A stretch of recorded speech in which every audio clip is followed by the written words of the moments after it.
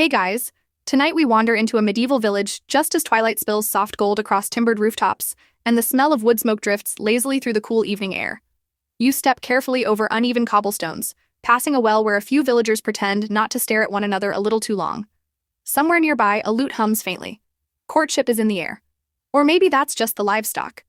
Either way, romance here feels less like a private text message and more like a community event. And as you glance around at watchful parents, gossiping neighbors, and the looming church tower in the distance, you realize something important. Without dating apps, privacy, or even basic alone time, you probably won't survive this. But don't worry. Medieval flirting has its own slow, dramatic charm. So before you get comfortable, take a moment to like the video and subscribe, but only if you genuinely enjoy what I do here. And while you're settling in, comment below with your location and the local time where you are right now. I always love seeing where in the world you're listening from as we step back into history together. Now, dim the lights, maybe turn on a fan for that soft background hum, and let's ease into tonight's journey together. You stand at the edge of the village square as the day winds down. A baker closes his wooden shutters. A group of children chase each other in circles before being called home.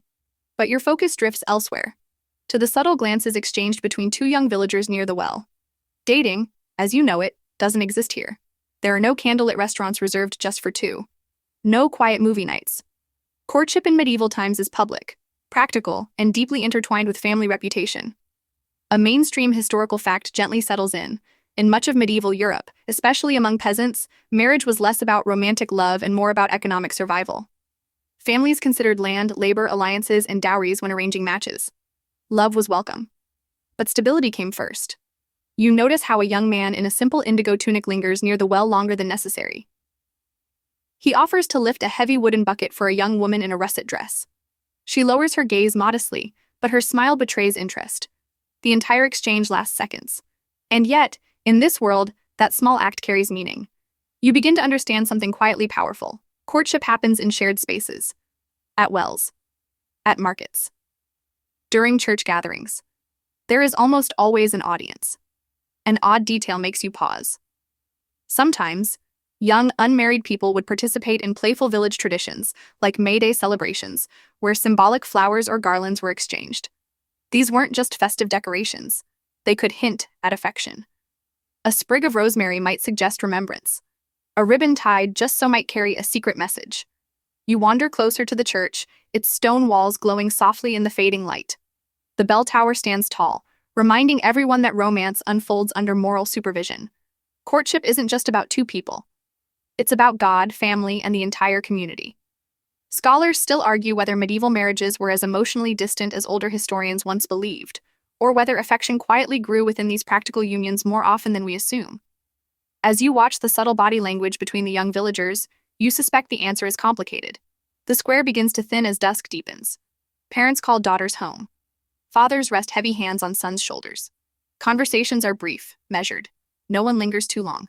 You imagine yourself as one of these young villagers. Your world is small. Your choices are limited. You will likely marry someone from this very village, someone your parents approve of, someone whose family fields border your own. The concept of finding yourself first would sound strange here. Identity is woven into family and land from birth. A cart rattles past, wheels creaking. The driver eyes the pair by the well and smirks knowingly. Gossip travels fast in small communities. A single rumor could damage a reputation quickly. You shift your weight and notice how close the cottages are built together. Privacy isn't just socially discouraged. It's architecturally impossible.